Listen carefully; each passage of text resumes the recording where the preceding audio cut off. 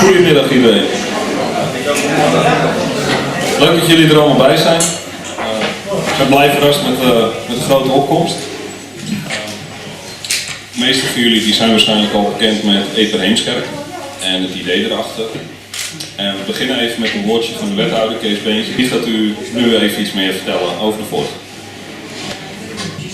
Ik kreeg in het begin van dit jaar, misschien was het zelfs al eind van vorig jaar, maar laten we het begin van dit jaar houden, anders dan lijkt het nog veel langer. Het wat merkwaardige verzoek of er gebruik gemaakt kon worden van het braakliggende veld aan de Bachstraat.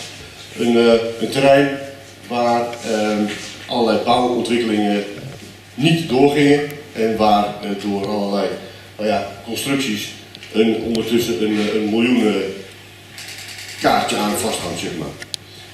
Dus op zich hadden we zoiets van, ja, dat is niet iets waar we dan zeggen van zet er maar pompoen of tomatenplantjes neer. En het heeft ook binnen het gemeentehuis best behoorlijk wat discussie opgeleverd of je een locatie die eigenlijk gewoon zo duidelijk bedoeld is voor woningbouw en waar wel of voor woningbouw of andere bouwontwikkelingen, in ieder geval een bestemming die gewoon harde munten moet opleveren.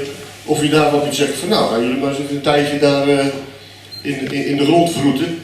Op een manier die ons ook nog niet zo heel erg bekend is. Hè? Want er komt er nog eens een keer bij kijken. Permacultuur, wat is dat eigenlijk? Wat levert dat op en hoe ziet dat eruit? Zelf ben ik vanaf het begin af aan even de voorstanders geweest. Omdat ik erin geloof dat die activiteiten in een wijk versterkend kunnen zijn voor de wijk. Sociale contacten kunnen verstevigen. Of kunnen aangaan daar waar ze nog niet zijn. Sociale contacten kunnen opleveren. Gewoon het doel om ergens naartoe te lopen, het doel om te kijken hoe het is en gewoon een praatje te maken van god, waar bent u nu mee bezig? Hoe doet u dat? Of zal ik u een keer komen helpen? Of dit doet u helemaal verkeerd? Dat kan ook nog, hè? 21 juli, de heetste dag van dit jaar. In de droogste periode die we sinds decennia gekend hebben, een van de allerdroogste treintjes in Heemskerk, heb ik een plantje in de grond gedaan. Dat is een tomatenplantje. En met heel veel liefde en water geven heeft hij het gered. Ja. Maar ik kan me wel herinneren dat dat bij de opening wel iets was van oh jee, als dat maar goed komt. Nou, gelukkig is er vrij snel een pomp gekomen. Dat was ook wel nodig. Ook mede om, niet alleen vanwege die droge periode, want dat was toen op dat moment extreem. Maar het is ook gewoon een heel droog terreintje daar. Dus je hebt daar gewoon een watervoorziening nodig. Wil je iets kunnen laten groeien. Nou, dat was 21 juli. Nu zijn we weer een half jaar verder. En gaan we van de oogst genieten.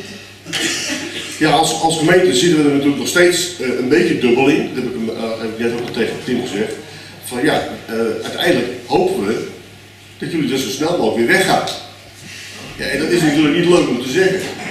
Want ik geloof namelijk wel in het systeem en in het principe.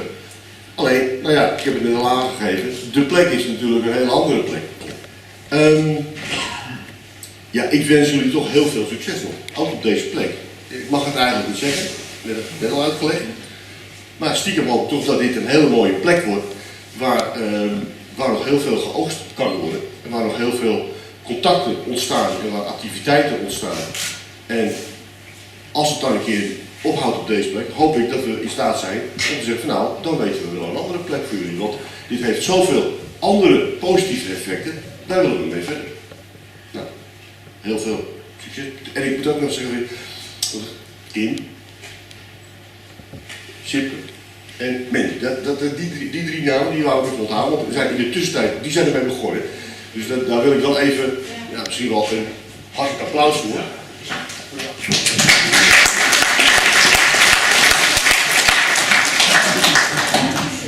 Bedankt voor dit mooie praatje. Ik ben het er echt helemaal mee eens.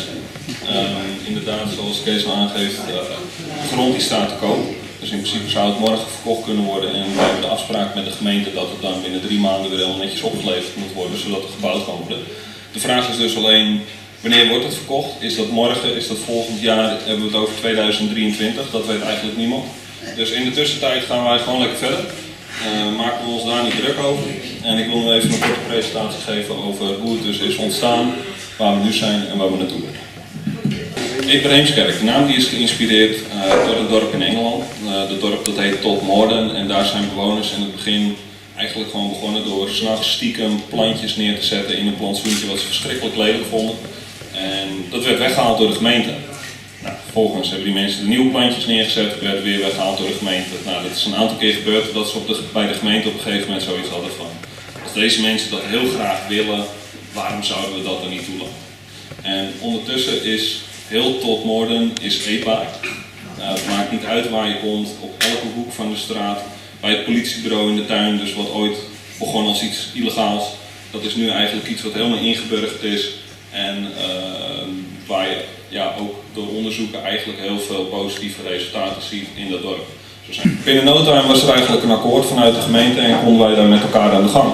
Maar dan moest er eerst nog iets anders gebeuren. Er moest namelijk een stichting opgericht worden, zodat de stichting met de gemeente de afspraken kon maken. Dat is uiteindelijk enkele dagen voor de opening is dat gebeurd. Het is allemaal uit eigen zak gefinancierd. Daar hadden we Sipke voor, die heeft ons daarbij geholpen. Dus dat is, dus eigenlijk voordat we begonnen is er al vrij veel energie in gestoken om dit allemaal überhaupt te kunnen realiseren met elkaar. Toen was het 21 juli, waar Kees net al over had. Het was een prachtige dag, het was hartstikke warm. Het was één grote dorre zandvlakte, het terrein. Een heleboel mensen zeiden tegen ons: vandaag gaat nooit wat groeien. Dat wordt helemaal niks, stop er maar mee, hou maar op, want dat wordt toch niks. Nou, gelukkig hebben we het tegendeel kunnen bewijzen, want als je nu gaat kijken, dan zie je eigenlijk dat het een groene oase begint te worden. Er kan nog meer structuur in, maar het groeit wel. Dus voor 3 maanden hebben we op zich best wel veel resultaat behaald als je kijkt vanaf de start. In de eerste weken zijn we begonnen met wat structuur, dus wat vakken aanleggen. We zijn plantjes neer gaan zetten met elkaar. En iedere avond was er een vaste groep vrijwilligers die met elkaar water sjouwden, emmers, gieters. Er kwamen mensen met auto's vol met jerrycans met water. Iedereen droeg zijn steentje bij en iedereen op zijn eigen manier. Dus met elkaar waren we eigenlijk binnen een paar weken hadden we al de basis van een mooie tuin. En de opbrengst daarvan die gaat u straks zien en proeven. Hier ziet u een foto van het team in het begin. Er moest dus veel water gegeven worden omdat het een hele droge periode was. Dus iedere avond werd er heel veel liter waters heen en weer gesjouwd. Er waren buren die water doneerden. Er kwamen dus mensen zelfs vanuit Beverwijk, die kwamen met de auto vol met jerrycans met water. En in de tussentijd hebben we als stichting dus geprobeerd om hier een oplossing voor te bedenken. En zo kwamen we bij de handpomp. Hier was iedereen erg blij mee, want dit scheelde heel veel gesjouw. En het is een prachtige waterpomp die dus ook weer makkelijk te verwijderen is voor het geval dat we weer weg moeten. Dus daar is ook over nagedacht. De toekomst van Ebrahimskerk, dat is eigenlijk dat we iets moois uit willen rollen. We willen nog veel meer toewerken naar dat het een mooi park wordt. Dus dat het eigenlijk een eetbaar park wordt met mooie verharde paden. Dat bijvoorbeeld iemand in een rolstoel of met een rollator, dat die ook makkelijk in de tuin kan komen. En we gaan er ook bankjes neerzetten. Dus het wordt echt een mooi eetbaar parkje. Dat is hetgeen waar we volgend jaar aan gaan werken. De reden dat we hier vandaag met z'n allen bij elkaar zitten is omdat we dus ook heel graag de buurt erbij willen betrekken. En zoveel mogelijk benieuwd zijn naar uw mening erover. We weten dat het er op dit moment dat het er dus inderdaad nog uitziet als rommelig. En dat als je er langs fietst, dat het in eerste instantie dat het er zo uitziet. Maar daarom zouden we iedereen ook heel graag uit willen nodigen om eens even in de tuin langs te komen en met ons te praten. Omdat eigenlijk alles wat er ligt heeft een bepaalde functie. Er zijn bepaalde ideeën voor en daar zijn we mee aan het werk. Dus we kunnen alleen nog steeds veel meer hulp gebruiken, gewoon qua handen. Omdat een mooie tuin aanleggen of eigenlijk een park, daar heb je toch wel wat hulp bij nodig. Nou, dan wil ik graag voorstellen dat we lekker gaan genieten van de oogst. Dus eet smakelijk allemaal.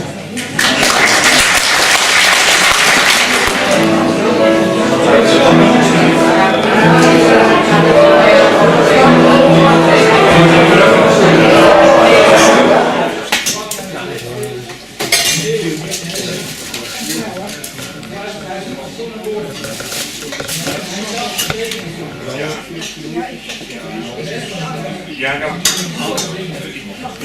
Wil jij misschien even meelopen met de vrouw? Want dat is gewoon niet heel zwakke arm. Dat is,